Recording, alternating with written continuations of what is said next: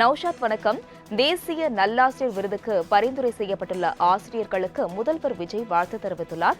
இதுகுறித்த கூடுதல் விவரங்களை பதிவு செய்யலாம். வணக்கம். ஆசிரியர் தினத்தை முன்னிட்டு மாண்புமிகு இந்திய குடியரசுத் தலைவர் அவர்களால் வழங்கப்படும் தேசிய நல்லாசிரியர் விருதிற்கு தேர்வு செய்யப்பட்டுள்ள தமிழ்நாட்டின் புளியம்பட்டி ஊராட்சி ஒன்றிய தொடக்கப்பள்ளி ஆசிரியர் திரு தங்கராஜ் மற்றும் மதுரை PM கேந்திரிய வித்யாலயா பள்ளி ஆசிரியர் திருமதி அமுதா ஆகியோருக்கு எனது மனமார்ந்த வாழ்த்துக்களையும் பாராட்டுகளையும் தெரிவித்திருக்கிறார்.